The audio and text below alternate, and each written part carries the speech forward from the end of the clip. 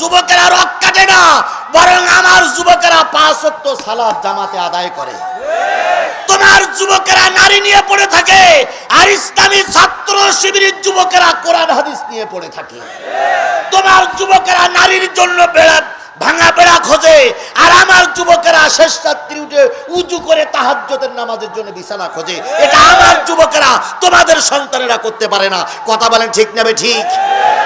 একটা লোক হাত তুলে বলুন তো, বাংলাদেশ ইসলামী ছাত্র শিবিরের কোন কর্মী সাথী সদস্য, সাধারণ 2-1 থাকতে পারে, কর্মী সাথী সদস্যরা বিড়ে খেয়েছে এরকম একটা প্রমাণ দেখাই দেন তো। একটা লোক হাত তোলেন যদি বাবার বেটা হন, আর যদি বৈধ রক্তে আপনার জন্ম হয়ে থাকে, আপনি একটা লোক হাত তুলে বলেন যে বাংলাদেশ ইসলামী ছাত্র শিবিরের একজন সাথী বা সদস্য সে বিড়িয়ে টানে, দেখান। কিন্তু আমি চ্যালেঞ্জ করে বলতে পারি, আমার ছেলেরা বিড়িয়ে টানে না, গাঁজা খায় না, কিন্তু অন্যান্য যত ছাত্র সংগঠন আছে, নাম বলে আমি কাউকে তো স্বরূপ করবো না, প্রতিটা ছাত্র সংগঠনের নেতা কর্মীরা বিড়িয়ে খায়, গাঁজা খায়, মেয়ে লোক নিয়ে পড়ে থাকে, অন্যায় কাজে জড়িত হয়। আমার ছেলেরা তা করে না, এটা আমরা চ্যালেঞ্জ করে বলতে পারি। কারণ আমরা মুরব্বীরা ওইভাবে আমাদের সন্তানদের লালন পালন করি না। আমাদের সন্তানদের উপদেশ দেওয়া থাকে, খবরদার বিয়াদবি করবা না।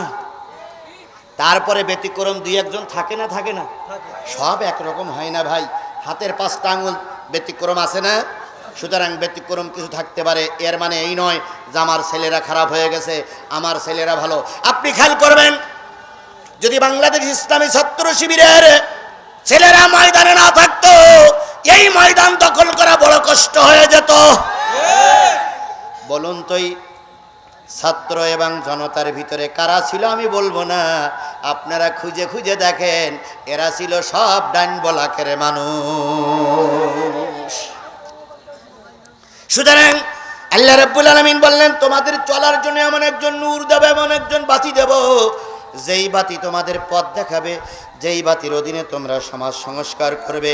আল্লাহ রাব্বুল আলামিন বাংলাদেশ জামাত ইসলামী, এখন ডাক্তার মোহাম্মদ শফিকুর রহমানের জায়গায় যদি আল্লামা সাঈদী থাকতো,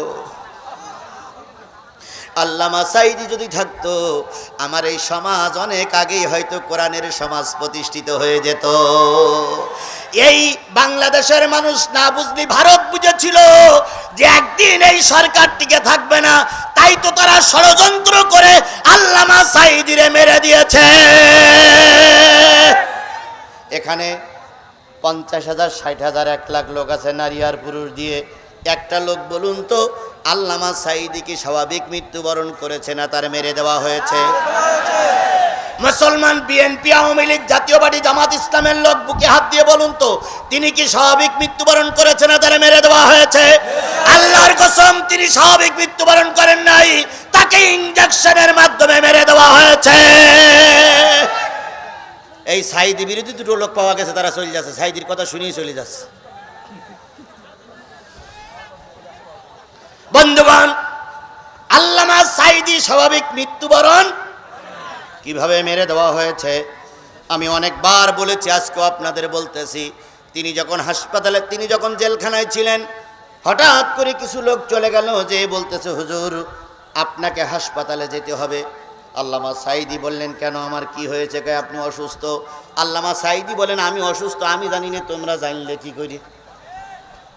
কথায় বলে, যার বিয়ে তার খবর নাই, পাড়া পড়শির ঘুম নাই। আল্লামা সাঈদী অসুস্থ, আল্লামা সাঈদী জানে না, জানে ওই শেখ হাসিনার লালায়িত, শেখ হাসিনার পোষ্যপুত্র ওই পুলিশ বাহিনী। আল্লামা সাঈদী বলেন, আমি অসুস্থ নই। কয় হুজুর কোনো কথা নেই, আপনাকে হাসপাতালে যেতেই হবে। আল্লামা সাঈদী বললেন, যদি যেতেই হয় আমার প্রাইভেট ডাক্তার আছে, সে আমাদের সঙ্গে থাকবে। কয় না। আমার সন্তান আমাদের সঙ্গে থাকবে। কয় তাও না।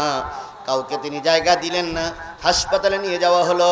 বন্ধুগণ ভালো করে খেয়াল করেন, তিনি যখন অ্যাম্বুলেন্স থেকে নামলেন, সেই তথাকথিত একরকম উঁচু টুপি, লাল দাড়ি, লাল গোবের ভিতর দিয়ে তিনি যখন মিসকে হাসিটা দিয়ে জাতিরে সালাম দিলেন, মনে হয়েছিল আল্লাহর জান্নাতে কোনো মানুষ গাড়ির থেকে নেমে সালাম দিচ্ছে। এখনো সেই ছবিটা অনেকেরই মোবাইলে ধারণ করা আছে। আল্লামা সাঈদীর ওই অবস্থা দেখে কি মনে হয়েছিল তিনি অসুস্থ? জোরে বলেন, মনে হয়েছিল তিনি অসুস্থ? না না, তিনি অসুস্থ ছিলেন না। তারপরে তাকে হাসপাতালে নিয়ে যাওয়া হলো। এরপরে তার চিকিৎসা চলছিল, ঘুমের ওষুধ খাওয়ায় তাকে ঘুম পাড়ায় রাখা হলো। কিছুক্ষণ পরে 2-3জন ডাক্তার আসলেন। বাইরে একজন ডাক্তারের কাছে ছোট্ট একটা শিশি, আর তার কাছে ছিল একটা চ্যালেঞ্জ। ওই নিয়ে এসে আল্লামা সাঈদীর মাতার কাছে দাঁড়িয়ে সবাইকে বের করে দিল, আপনারা চলে যান। সবাই চলে গেল। একজন নার্স দরজার আড়ালে দেখে দাঁড়াই দেখতেছিলেন আল্লামা সাঈদীর সঙ্গে কি আচরণ করা হয়। ওই বোতলটার ভিতর থেকে ইঞ্জেকশনে ওষুধ দেওয়া হলো। আল্লামা সাঈদীর জামাটা উঁচু করে নাভিতে যখন ইঞ্জেকশন পুশ করা হয়, ওই নার্স বলেছেন আমি মাথা উঁচু করে দেখলাম আল্লামা সাঈদী একবার মাথা উঁচু করলেন। মাথা উঁচু করে আল্লাহু আকবার বলে একটা শব্দ করলেন। ওই শব্দের পরে আর কোনো শব্দ আল্লামা সাঈদী করতে পারেন নাই। তাতে করে বুঝলাম আল্লামা সাঈদী স্বাভাবিক হার্ট স্ট্রোকে মারা যায় নাই, তাকে অবশ্যই পুশ করে মেরে দেওয়া হয়েছে।